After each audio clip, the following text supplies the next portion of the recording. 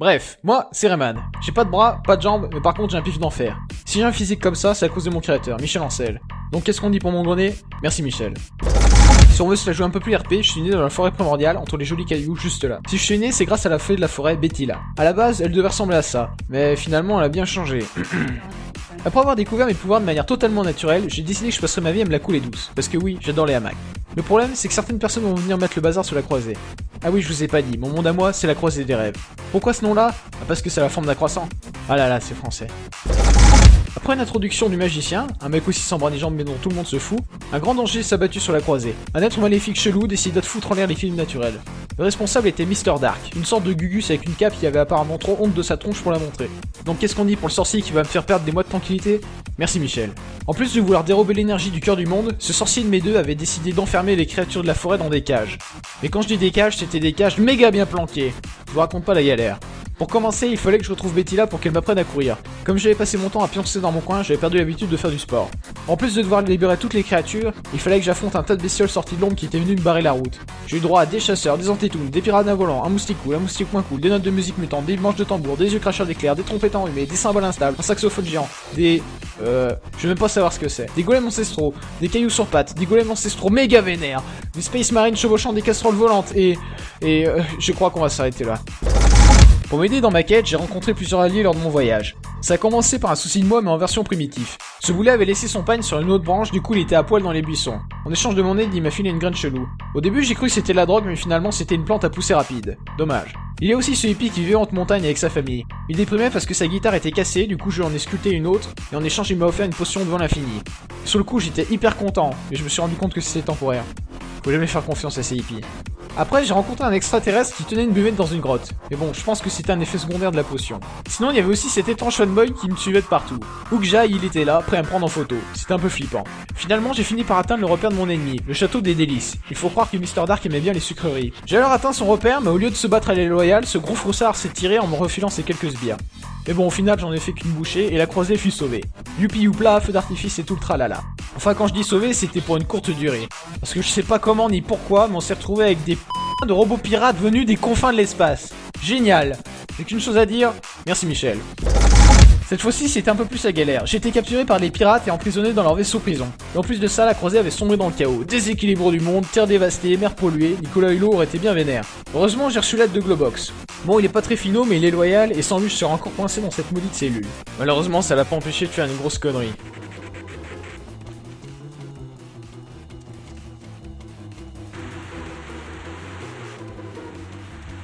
It was at this moment Jackson knew. He fucked up.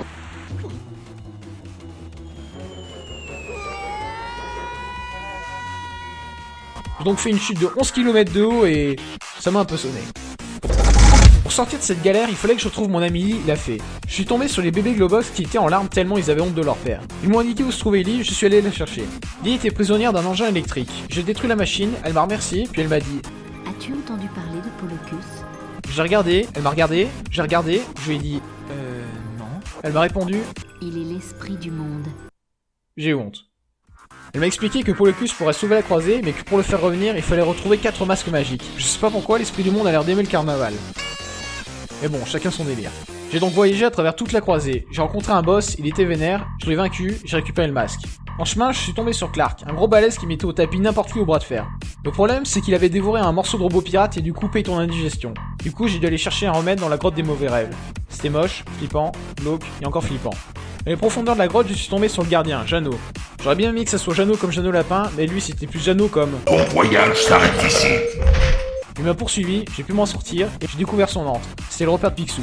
Ma petite piscine de pièces d'or. Il m'a proposé son or en lançant une pièce. J'ai regardé la pièce, il m'a regardé, j'ai regardé la pièce, il m'a regardé, j'ai pensé aux bitches, et j'ai pris l'élixir. Il me l'a remis très poliment et je lui ai souhaité une bonne journée. J'ai retrouvé Globox, il faisait des trucs chelous. J'ai rencontré un deuxième boss, il était gentil, il m'a aidé, j'ai récupéré le deuxième masque. Les pirates m'ont poursuivi dans une grande faille, c'était chaud, mais la musique était cool.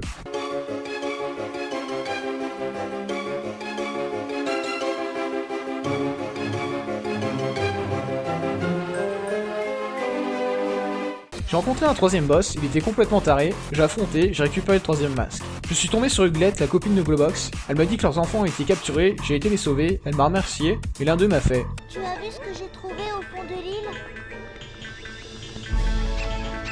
J'étais en mode. Waouh! C'est le 4e masque!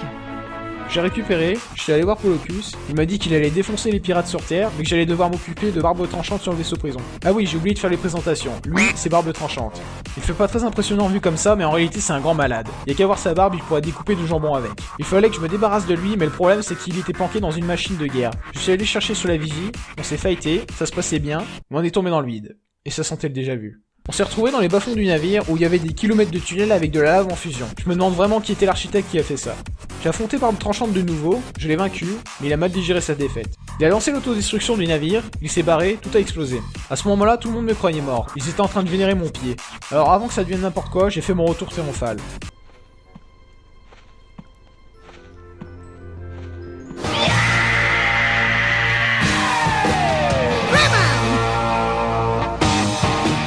La croisée fut de nouveau tranquille, et ça c'était jusqu'à Rayman 3. Pour des raisons obscures, un Lums noir allait venir semer le chaos sur la croisée. Merci Michel. Il s'appelait André. Au début c'était marrant parce que ça me faisait penser à la pub de jeu à gratter. Il est où ce Dédé? Mais finalement ça m'a moins fait rire quand lui et ses sbires sont venus stopper mon sommeil et que ce boulet de Globox s'est enfui avec mes mains. Murphy m'a alors sorti du pétrin et a fait le didacticiel pour les nouveaux joueurs. T'as jamais joué à un jeu vidéo ou quoi? Il m'a emmené en lussure mais là par contre le respect était mort. Comment ça va la saucisse? Je déconne! T'es vraiment trop bonne comme ça, tu sais? Ta gueule. Non, le prends pas comme ça! Tiens, regarde ce que j'ai trouvé. Puis il m'a baratiné des trucs sur un manuel. J'ai pas tout compris et j'ai tracé mon chemin.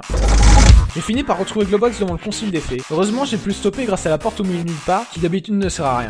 Globox m'a fait un câlin, Murphy voulait faire ça à 3, j'ai refusé et j'ai récupéré mes mains. André a alors attaqué le concile des fées et Globox s'est enfui en courant. Je me suis dépêché pour atteindre la salle du cœur du monde avant André. Du coup j'arrive paniqué en me disant qu'il y aurait le chaos à l'intérieur, j'ai ouvert le passage.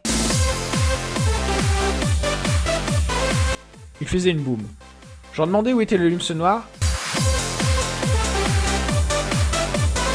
Il continuait de danser. Finalement, Globox était là et il avait gobé André. J'ai halluciné. Le roi nous a conseillé d'aller voir un docteur. On a pris un téléporteur, et là j'étais en train de me demander ce que j'avais consommé juste avant. En plus de ça, Globox faisait des blagues pourries. T'as vu? Moi aussi je fais de l'hélico. On est allé à la forêt de Clairefeuille, on a tabassé des hauts de lume, Globox a picolé un peu en route. On a affronté un midi hauts de lume qui avait des chevilles vraiment énormes. On a atteint le cabinet du guérisseur. Il a regardé Globox l'a regardé.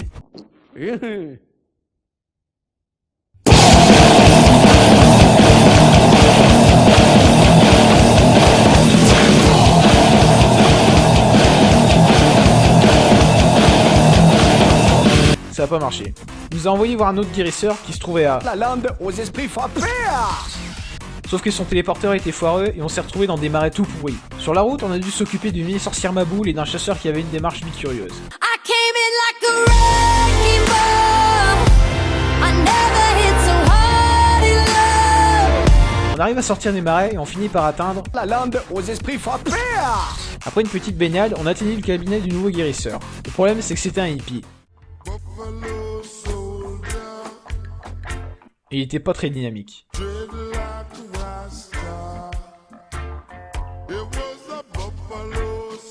Hey, salut mec!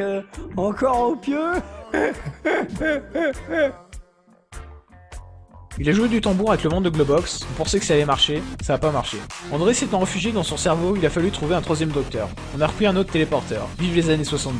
On s'est retrouvé dans le désert des Knarren, c'est comme un désert, mais avec des Knarren. Pour vous donner une idée, c'est des bestioles de 2,50 m de haut, mais invincibles. C'est pour vous dire à quel point c'est chaud. Pour traverser le désert, on a été contraint de passer par les souterrains. Globox s'est fait choper, j'ai paniqué, mais j'ai pu m'en sortir. Je suis tombé dans un trou, j'ai flippé, un grand Knarren s'appelant Reflux s'est ramené, j'ai encore plus flippé. Je pensais qu'il allait me tuer sur place, au lieu de ça, il m'a défié en duel à la loyale. Donc pour une fois, de manière sincère, merci Michel. On m'a emmené dans leur arène royale, l'enfant roi des Knarren était là, et Globox aussi. Bon, au moins j'avais un supporter, c'est mieux que rien. Reflux était le champion des Knarren. Comme les Knarren sont invincibles, je me disais que j'avais aucune chance. Je l'ai battu, faites la logique. Suite à cela, l'enfant roi Gumzi me confia le pouvoir de leur dieu. Le pouvoir de transformer ces saletés de Lums noir en Lums rouge. On est sorti des souterrains et on a atteint le cabinet du troisième docteur. Lui, son kiff, c'était les baguettes chinoises. André refusait toujours de sortir, du coup ils ont fait un concert à 3.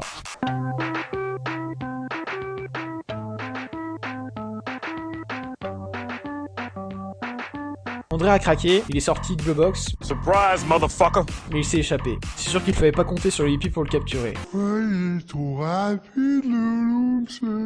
fallait qu'on atteigne le repère des hoodlums pour les neutraliser. Pour cela, les docteurs nous ont transférés dans un raccourci qui nous permettrait d'atteindre l'océan en quelques heures. Ça nous a pris 11 jours. On a alors traversé la mer pour atteindre les sommets autres-nuées. On a fait un tour de snow, Globox est arrivé avant moi, on a dû refaire un tour, Globox est arrivé avant moi, on a dû refaire un tour, je suis arrivé avant Globox, et je lui ai dit d'arrêter ses conneries. On est entré dans le repère des hoodlums. Je suis allé détruire la machine centrale juste pour saouler André, j'étais content, mais le QG a fini par exploser. Le souffle m'a propulsé au pied de la tour du Leptis. Au final, j'étais pas trop mal tombé puisqu'André se trouvait au sommet, en train de comploter avec Reflux pour invoquer le dieu d'Eknaren et obtenir une puissance overcheatée. Du coup, j'ai escaladé la tour, Reflux s'était relooké pour l'occasion, il était encore plus moche qu'avant. Je l'ai affronté, mais il s'est planté le sceptre magique dans le dos. Il s'est alors transformé en monstre gigantesque et j'avoue que j'ai un tout petit peu flippé. Cependant, j'ai cerné son point faible et celui-ci s'est mis à décoller du sol tel un ange mal formé. Il a sorti ses ailes et Globox est venu à ma rescousse, on a affronté Reflux jusqu'au bout, on a remporté la victoire. Et puis finalement on a retrouvé André. Celui-ci me suppliait de ne pas le transformer en luxe rouge. J'ai regardé, il m'a regardé, j'ai regardé, j'ai fait un gros fuck, et j'ai transformé. Juste après, Globox et moi sommes retournés à notre point de départ afin de pouvoir enfin dormir.